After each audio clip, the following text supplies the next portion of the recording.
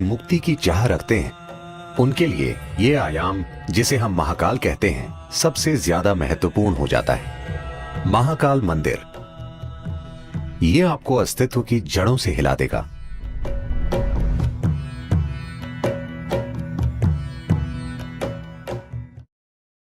शिव एक ऐसे देवता हैं जिन्हें नाम नहीं देना चाहिए, क्योंकि उन्हें नाम देना उन्हें सीमित और छोटा करने जैसा है। साथ ही साथ उनके कई सारे नामों का संग्रह भी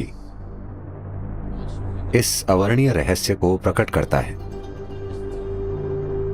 कि वो कौन है, या इस अवर्णीय रहस्य को कि ये सृष्टि क्या है। उनके तमाम रूपों में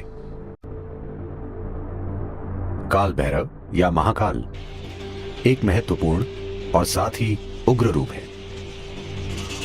महाकाल के रूप में वो समय के स्वामी हैं। काल भैरव के रूप में वो समय के विनाशक हैं। Kala means time. काल का अर्थ है समय। समय का आपको जो अनुभव है वो बस अस्तित्व का चक्र में घूमना है। पृथ्वी एक बार घूमती है, वो एक दिन होता है। चंद्रमा पृथ्वी का चक्कर लगाता है, उसे एक महीना कहते हैं। पृथ्वी सूर्य का चक्कर लगाती है, वो एक साल हो जाता है। हर चीज जिसे आप समय मानते हैं, आपकी घड़ी भी चक्रों से जुड़ी है।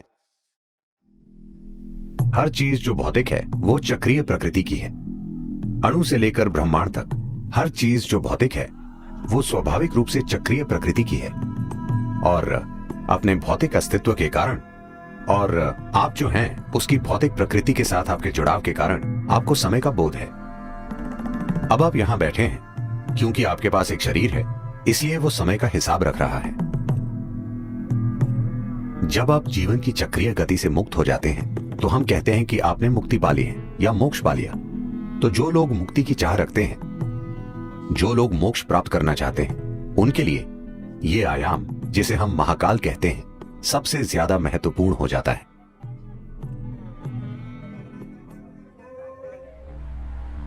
एक बार ऐसा हुआ, महान संत Shukracharya, Who was the guru for all the demons? जो दानवों के गुरु थे, उन्होंने शिव की भक्ति में घोर तपस्या की और शिव को प्रकट होना पड़ा। जब वे प्रकट हुए तो शुक्राचार्य ने अमर होने का वरदान मांगा। फिर शिव बोले, यह संभव नहीं है, जो भी जन्म लेता है उसे मरना पड़ता है, कुछ और मांगो। फिर शुक्राचार्य ने कहा, मुझे कायाकल्प की शक्ति दीजिए, जिससे मैं किसी भी तरह के घाव, किसी भी तरह की बीमारी को ठीक कर सकूं। मुझे ऐसी शक्ति दीजिए। शिव, जो परम उपचारक हैं, सभी जड़ी बूटियों और औषधियों के स्वामी होने के नाते, शुक्राचार्य को संजीवनी मंत्र दिया। वो मंत्र जो लोगों की किसी भी प्रकार की बीमारी या किसी भी तरह के घाव या चोट को ठीक कर सकता था। जब शुक्राचार्य को यह संजीवनी मंत्र मिल गया तो दानव बहुत ही निडर हो गए और वे युद्ध के बाद युद्ध छेड़ने लगे। सभी दानव जो युद्ध में जख्मी हो जाते थे, किसी भी तरह के गंभीर घाव से, शुक्राचार्य उन्हें संजीवनी मंत्र से ठीक कर देते थे। तो इस वजह से दानवों की सेना एक भी आदमी खोए बिना लगातार लड़ सकती थी।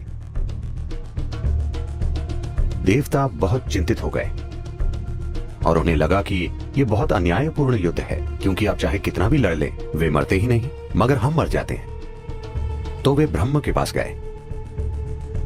ब्रह्म ने हस्तक्षेप किया और शिव से कहा, आपने शुक्राचार्य को इस तरह की शक्ति दी है, आपको उन्हें मारना होगा, नहीं तो दुनिया में पूरी तरह असंतुलन आ जाएगा। In the world. दानव देवताओं के खिलाफ अनुचित फायदे में हैं। फिर शिव बोले,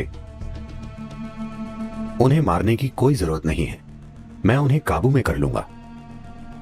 तो जब देवों और दानवों का युद्ध चल रहा था, शुक्राचार्य मंत्र पढ़ रहे थे और सभी दानवों की चोटों और घावों को ठीक कर रहे थे। तभी सीमा के पार से एक खतरनाक जीव, एक राक्षसी जिसका नाम कृतिका था,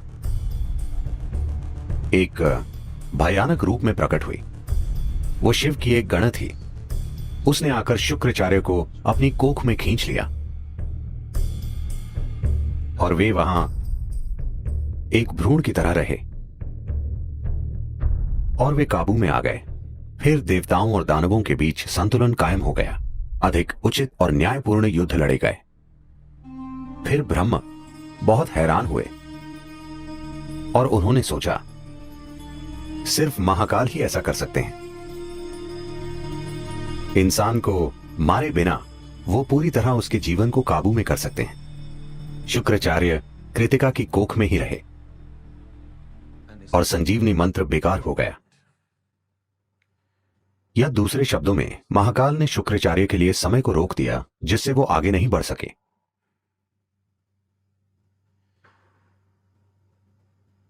जब हम परे जाने की बात करते हैं,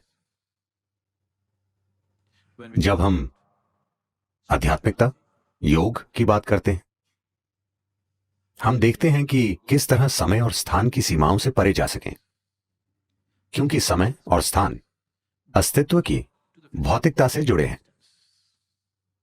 एक बार आप आध्यात्मिक होने की चाह करते हैं, उसका यह अर्थ है कि आप भौतिक से अधिक कुछ होने की चाह कर रहे हैं। एक बार आप भौतिक से कुछ अधिक हो जाते हैं, That means you're aspiring to be beyond. उसका अर्थ है कि आप समय और स्थान की सीमाओं से परे जाना चाहते हैं।